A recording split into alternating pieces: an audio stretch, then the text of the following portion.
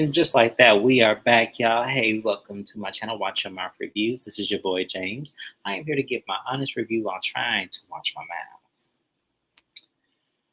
Y'all, it was gonna happen, and then Simone hollering, Sweet Tea doing those goofy ass props, so that Heavenly's picture and Quad made me feel like it's not gonna happen. Sorry. Oh yeah, and the cherry on top was Dr. Jackie's little, you know, opinion slip in 2020. That also was something I'm not gonna be able to watch my mouth about. So we have a lot to cover, y'all. So let's go ahead and get started. So the show actually opens up with Andy acknowledging that this has been 10 years of this show and the reunion, and they do like a little flashback, reminding us that Dr. Simone and Toya did not get along at first.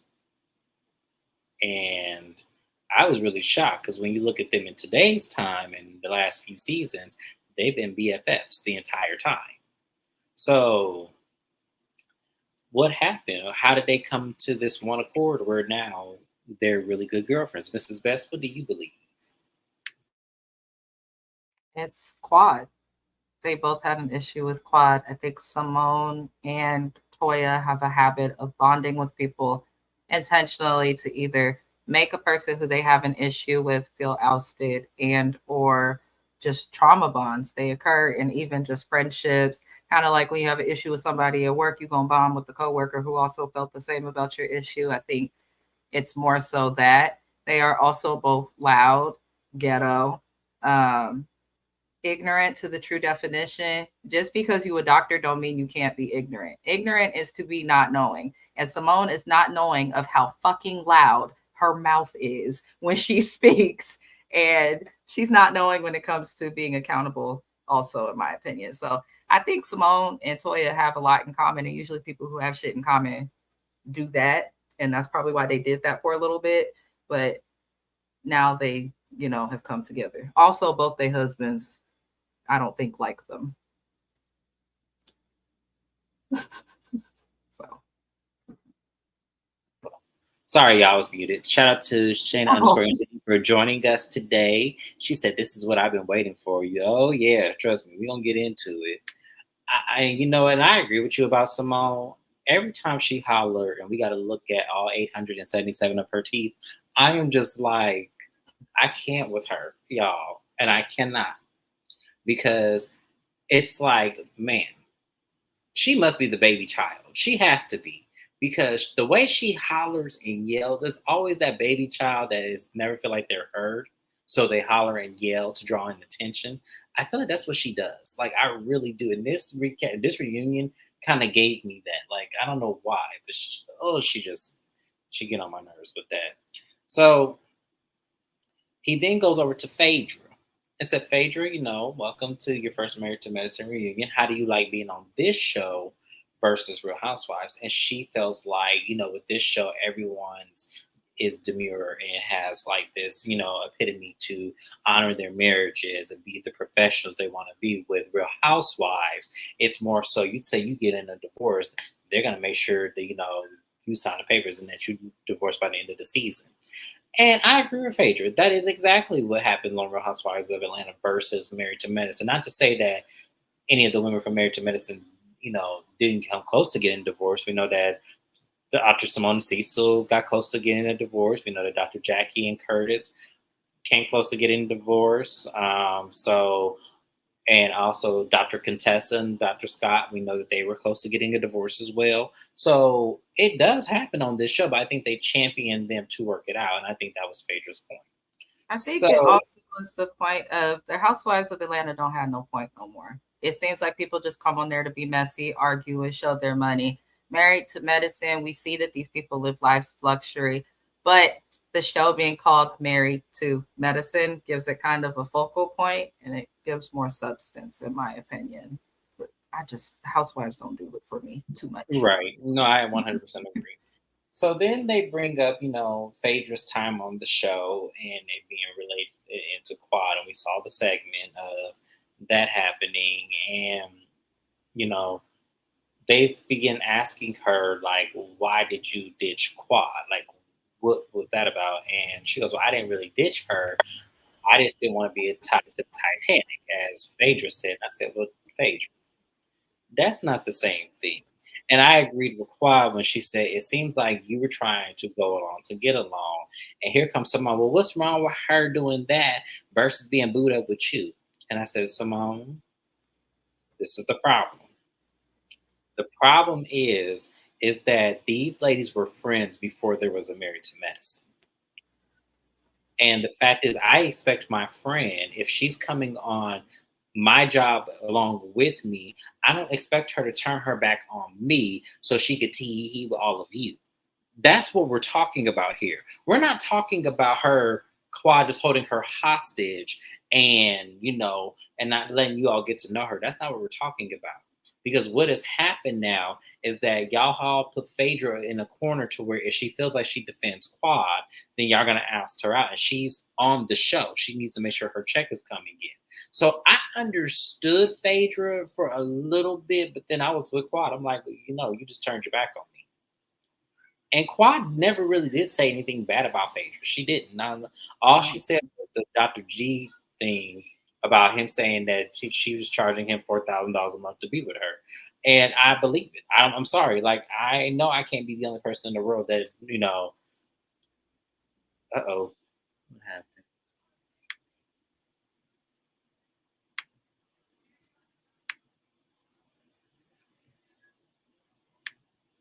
I can hear you still.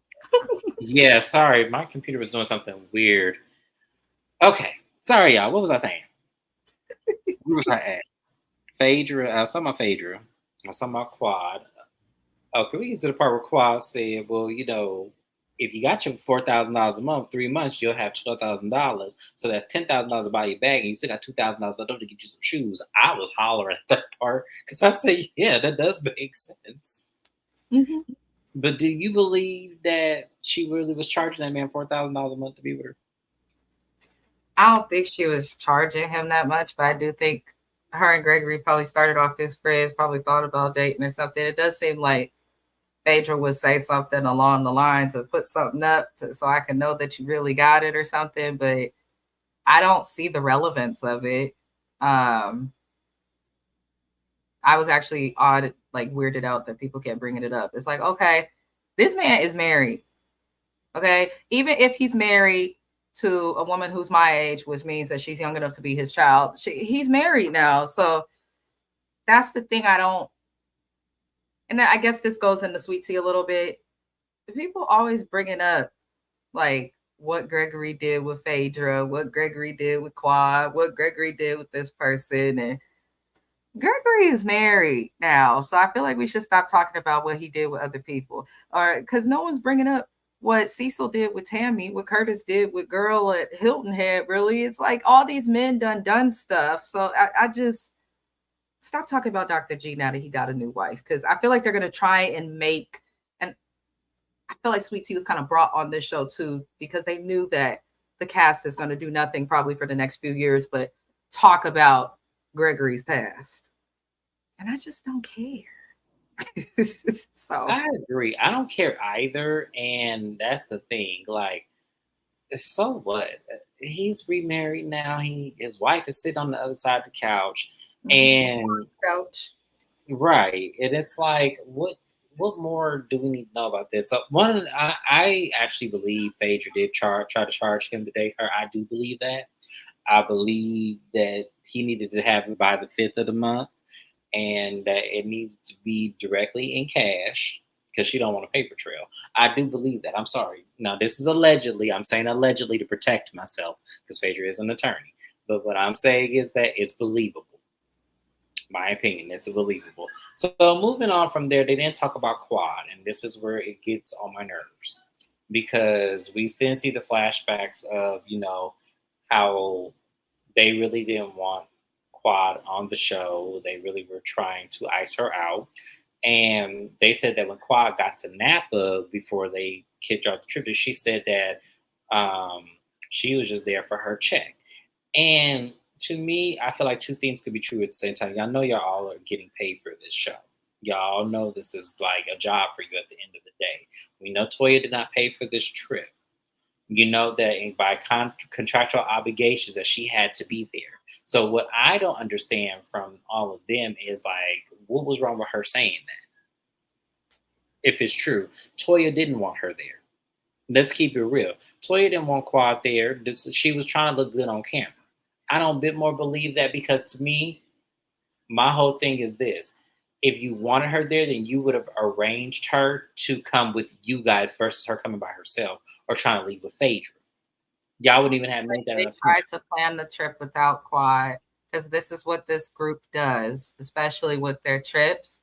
Uh, and I feel like the network was like, no, she signed a contract like the rest of y'all. Y'all need to invite her to at least one of the cast trips. This has been a point of contention really between Toya and Quad 2 for seasons. Even when Toya's not hosting the trip, she was one of the main people complaining seasons ago about Quad being on the couples trip while she was going through her divorce. So I just say you don't want her to be there. I don't like how they try to make themselves look innocent when it's clear nobody wanted her there. Just keep it real. Keep it And 100. that's how I feel. Like I feel like y'all just don't want her there. And instead of y'all just saying, look, we just don't want to work with you because you make it difficult. You don't call us outside of the show. You don't hang out with us outside of the show. And just say, like, I want a real friendship. We've been on the The show. network needs to check these women too, though. While it's nice when people gain genuine friendships, like we've seen really Simone and Toya do, or other people on other shows, that's nice and everything.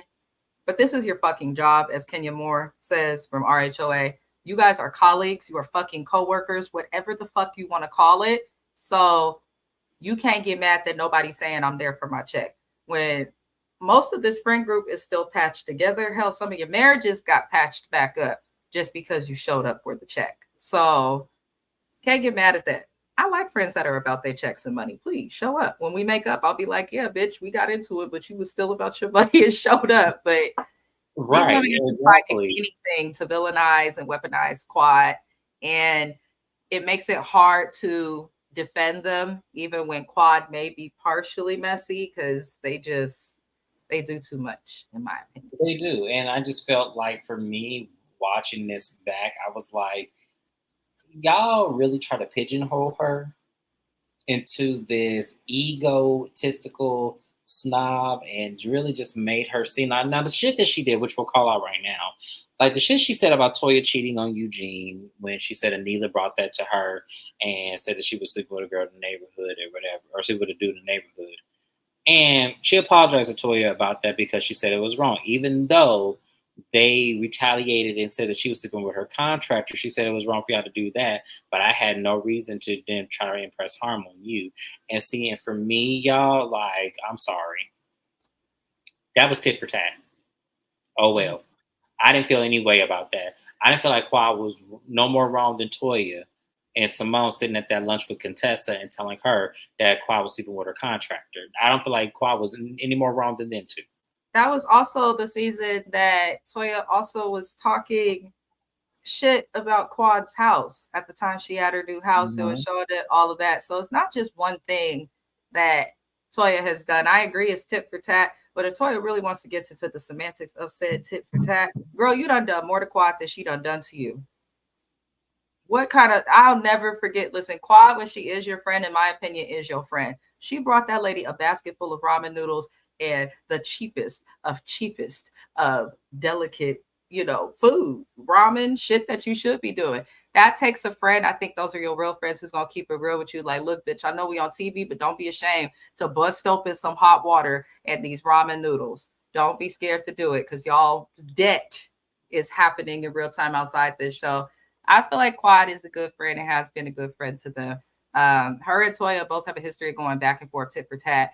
For Toya to suddenly become offended when the things that Toya has said about her own husband are worse than what anyone on this cast has insinuated about her marriage, it's just stupid. Get over it. Unless there's some truth to it. I think Toya and Eugene is tired of looking broke, a mess, and like they should own U-Haul. So I feel like that's why they suddenly got upset. But it is tit for tat, James. You are correct.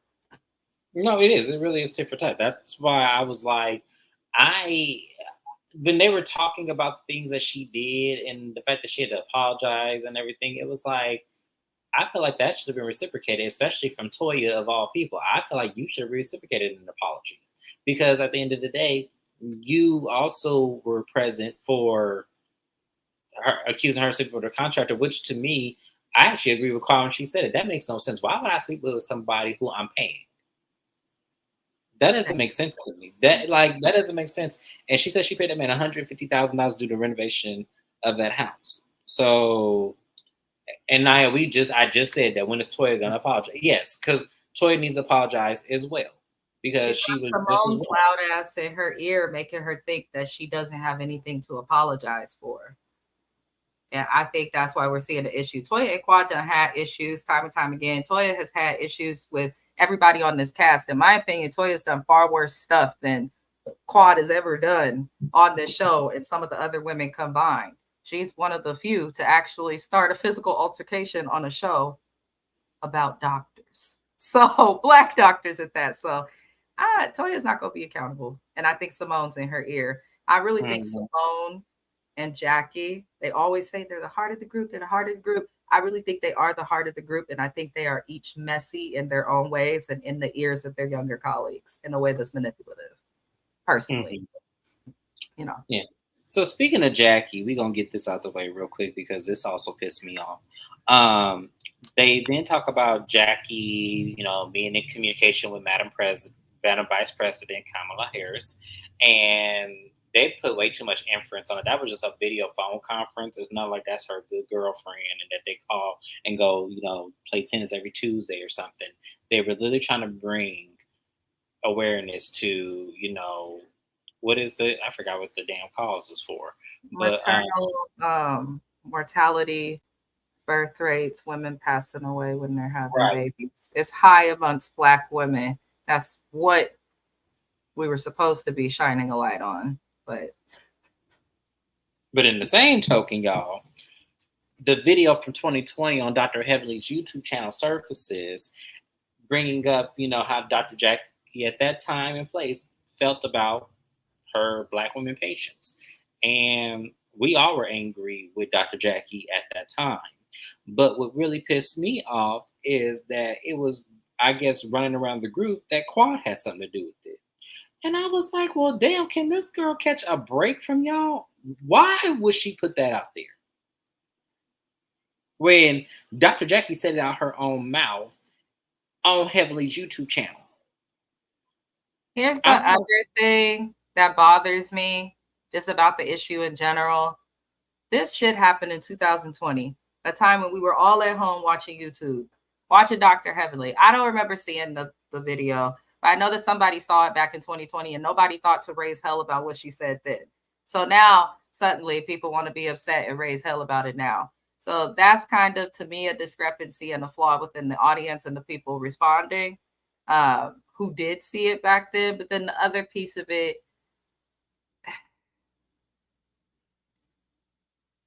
I don't feel like Bravo held her accountable. I don't feel like Dr. Jackie's accountable. Nia Green says, did anyone see a tear?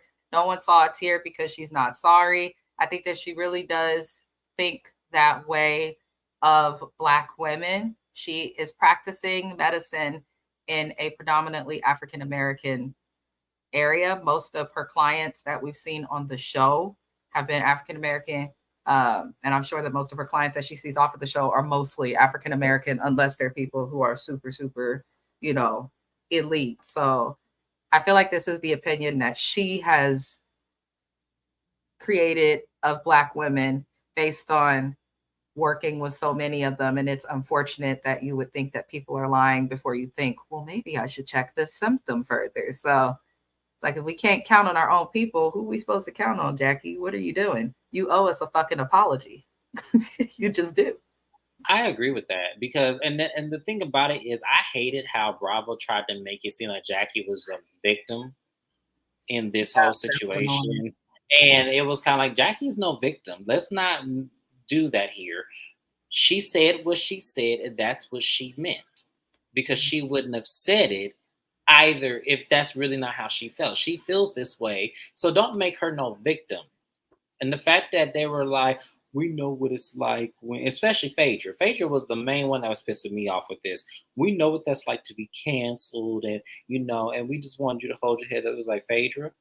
It's not about you elitist people who have the ability to be canceled. It's about her direct disregard for what the fuck regular members of society who are not able to be canceled are getting less quality of care because this woman has put a bias and idea in her head about Black people that she's going to use instead of doing her fucking job. That's the problem. So I Well, was and not annoyed only with that, Phaedra for defending her at all. And this is why people are up and down with Phaedra. Because no, when there's yeah, moments of ethics and morality where that should show more than, the show and a read, Phaedra is going to ignore that and just side with her. It's not about you rich doctors. It's about the public and the regular people that you serve. And you but, offended but, them. but here's the thing: it's not. It goes beyond being offended. White people in general, like white doctors, already have this opinion of Black women already. So the fact that Dr. Jackie, being a Black woman, would have this opinion and say this about patients that she has seen, it was like you basically just went against the very cause that you're promoting on this show right now. Mhm. And that's what makes Dr. Jackie the villain of the show. Is that how dare you try to say in this moment that Black women and all this, what she, I'm not going to say word for word what she said because I don't want to repeat that, but how dare you say that, but at the same time, simultaneously, you're trying to speak against the very thing that's killing them. And the very thing that could be killing them is what you're saying they're complaining about. It's That's why, yes, that's why I can't get with Jackie on this one. I'm sorry, y'all. She's no victim to me. And the fact that Bravo tried to victimize her in this moment, you know, we didn't take anything out of context, is what she said. We heard exactly what she said. And the other part of it that makes me angry is the fact that Quad's name would even be mentioned of somebody who did this. For Dr. Heavenly to insinuate that, and ask Quad if she had anything to do with it, that was fucked up even for her to do. I don't know. I feel like with Jackie, it's very simple. We know that she's a breast cancer survivor. Cancer causes you to have issues with appetite, nausea, all sorts of crazy things. One of my good friends has leukemia right now, so prayers to her. But cancer causes pain, nausea, all sorts of shit. What if a doctor didn't believe you and didn't give you the medical marijuana card to help you eat? Or what if your doctor didn't give you the extremely strong pain medications that are necessary for when you have cancer because they didn't believe you because you Black and they thought that you exaggerated, Jackie. Jackie Christie, not Jackie Christie, Jacqueline Walters, MD, is full of shit. And it's interesting. Anybody who's gone to school for any form of medicine, whether it's nursing, CNA, whatever the hell, that I was taught in school by a white doctor when I went for medical assistant. It's like a lot of these values and stuff for pain, even the BMI for weight, things of that nature. Doctors are taught to follow these things based on white people and experiments and things like that. They didn't test the public, and different races are impacted by different things. So one of them ignorant things they came up with back in the day was that Black people could take more pain than other races of people, which is not fucking true. It's not fucking true whatsoever. And that has followed African Americans in medicine is why we have issues with doctors believing us, not just in America, but all over the world. So it's just, I'm just disgusted with Jackie. I really, really am. And Heavenly, I think she's just doing that shit because one, she's messy, and two, I really think there's some weird cult dynamic in the group where they're like, if we talk to Quad, we're not talking to the person who talks to Quad. So I feel like Heavenly is just trying to side with them in some way because Heavenly's very smart and calculated. But yeah. I agree with that 100%.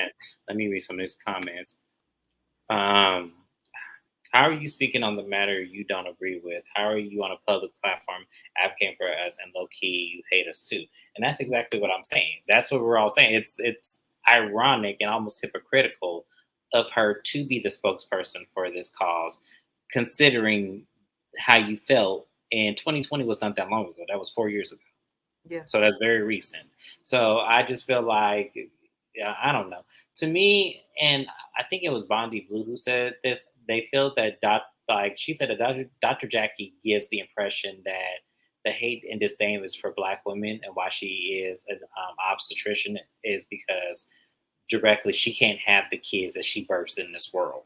So Mhm. there could be an underlying tone of hate that she has for the Black woman that is able to have it. She even said it at some point in this season. Yeah, she did. She said it's Yeah, very difficult. I still get up and practice medicine and help to bring babies into the world that I don't have. And in my mind, especially having some type of training in psychology, your ability to have kids is not really relevant to what you said online about pain. It doesn't connect. So it may connect if we're talking about what you discussed with Kamala, but the comments she made on Heavenly's podcast were not about the maternal mortality rate. It was just about Black women in pain and our symptoms in general. And she said that we exaggerate them. And that's not true. It's just not true. It's just not true. So Jackie, either way, she fucked up. There's no way to fix it. And her response on Bravo and how Bravo handled this is just going to make people dislike her even more, which I'm interested to see because right now nobody's really feeling Jackie or Simone, and they are the so-called matriarchs of Married to Medicine. So I'm curious to see how. no, yeah, they might as well just hang it up. And so the last scene we're gonna talk about before we end this live is when Quad goes up to Jackie. She said, "Jackie, you know I wouldn't do this to you. You know I wouldn't do this. You think I would do this to you, Jackie? You think I would do this?" And she said, "Quad, I didn't. You know, I hated myself for this. I didn't know who was in my corner and stuff like that." And it's like, Jackie, and this is what I be talking about. It's like you either think she did it or you don't. You you don't need to give her no monologue about how you hated yourself for what has happened and you really weren't in the space. It's like, if you think she did it, just say, "Yeah, I think you did it," because it only makes sense. You're the only person that I feel like is really against me. Which, in terms, it wouldn't make sense for it to be Quad. I'm gonna be honest with y'all. I don't. But I would, if I would, yeah, Nias just said it, I wouldn't be crying about none of them. I am on this show the same way y'all are on this show. Without me, the ratings are terrible and people miss me. So I'm going to be here regardless. Yeah, yeah. And and that's what I want Quad to do, instead of her crying and trying to be all up on everybody and trying to hug and trying to make amends. She's doing that because, and this is the reason that Quad is acting the way that she is with all the crying and stuff is because she's doing exactly what the cast is trying to say that she doesn't do, which is showing that she cares and making an effort. There obviously was a relationship outside of the show where Quad at some point did hit you guys up. Otherwise, you wouldn't be so fucking butthurt that she stopped. So Quad, I agree with Nia agreeing. Listen to our girl Nia from Philly. You need to boss the fuck up and don't cry over nobody. This gonna sound rough. I ain't crying over no bitch that don't give no fuck about me. We either gonna not like each other or we gonna square up, and there's no in between for me. But I know she can't really do that with this show, so she needs to just make sure her relationships with the network are right. I think they need to mix up this cast again. Bring that lawyer back, Audra, the one who was pregnant. Bring her and her husband back.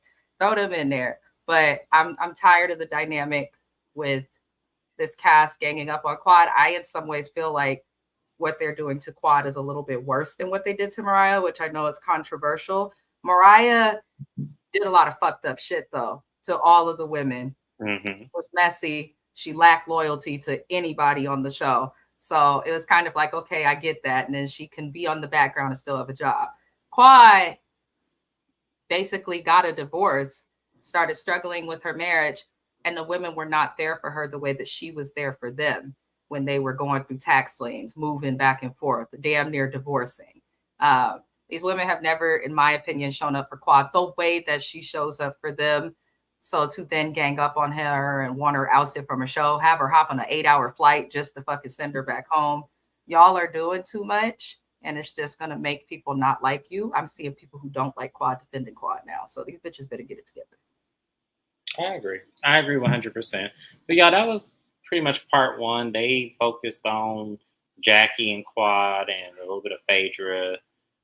They did bring up Toya and this wine situation. I really didn't think it was meant worth bringing up because it's starting to look like Toya didn't pay anything for that wine, like Mrs. Best has said already.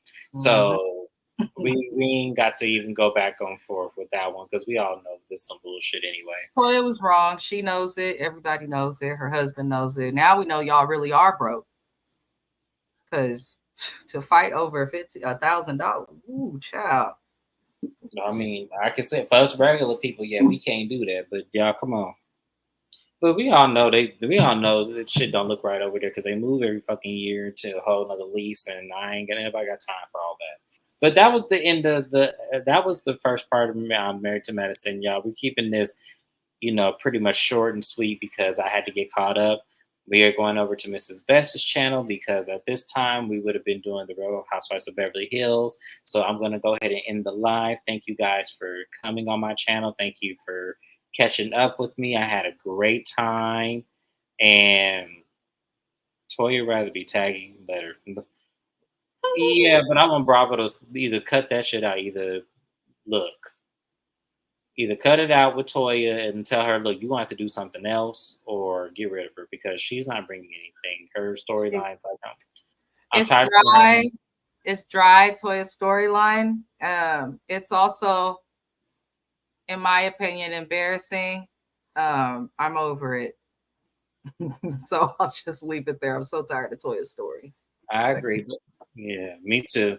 But anyways, y'all, we're gonna go ahead and go over to Mrs. Best's channel. We're gonna do Real Housewives of Beverly Hills reunion part 2. Make sure you are there. Do not be late. Make sure you are subscribed to both channels now, my channel and her channel. Any reviews that I don't do on my channel, we do on her channel. So make sure you guys make it over there. We'll see you on the next recap. Bye-bye. Bye. Bye.